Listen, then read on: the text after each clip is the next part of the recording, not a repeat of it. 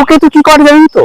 রাহু কেতু আমাদের জীবনের কার্মিক ফলটাকে প্রদান করে। কার্মিক অর্থাৎ মানে হচ্ছে পূর্ব জন্মকৃত বিষয়, বর্তমান আচরণ, বর্তমান আমাদের ব্যবহার এবং আমরা যে কর্ম করব সেই কর্মের রূপটাকে তুলে ধরে চরমতম শাস্তির মধ্য দিয়ে সংশোধন করার রাস্তা তৈরি করবে।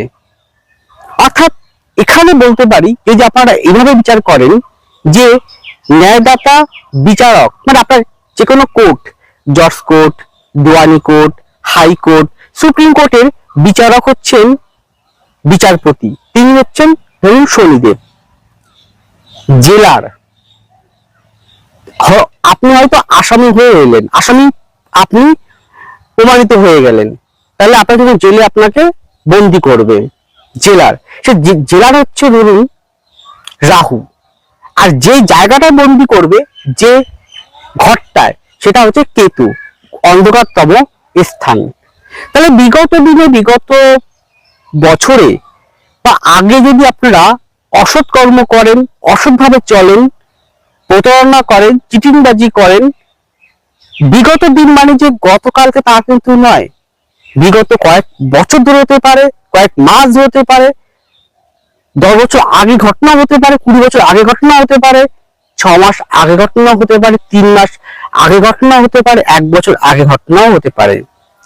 এবার এই জায়গায় দাঁড়িয়ে আপনার বিষয় সাপেক্ষে শনি হচ্ছে রাজ্যকারী প্ল্যানেট, সেই শনি পর্যন্ত আপনাকে ছাড় দেবে না।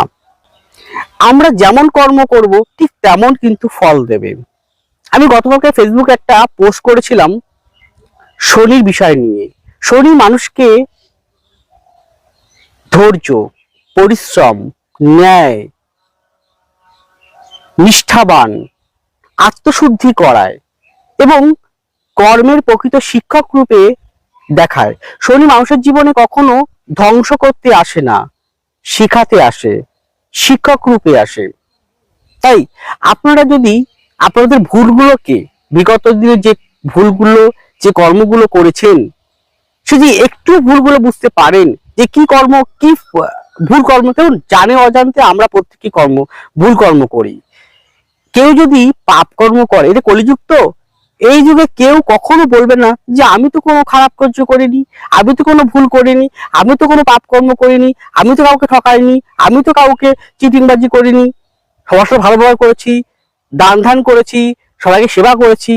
কিন্তু অন্তঃস্থমাকে প্রশ্ন করুন তো আপনি কোন জায়গাটা, কোন ভুলটা করেছেন, তাহলে কেন আজকে আপনার এই দুর্দশা হবে? এটা কিন্তু হতে পারে তাদেরই যাদের বিগত দিনে করেছিল খারাপ কর্ম। তাদের জীবনে আগামী 4 ডিসেম্বর থেকে 1.5 বছর তারা কিন্তু মানসিকভাবে কিন্তু প্রচন্ডভাবে কিন্তু সমস্যার মধ্য দিয়ে তাকে যেতে হবে, অর্থনৈতিক একটা টানাপোড়েনের মধ্য দিয়ে যেতে হবে এবং শারীরিকভাবে বিভিন্ন রকম সমস্যা তারা জর্জরিত হতে পারে। স্বামী স্ত্রীর মধ্যে সম্পর্ক অবনতি, ইভেন আইনি সমস্যা পর্যন্ত তাদের জীবনে আসতে পারে।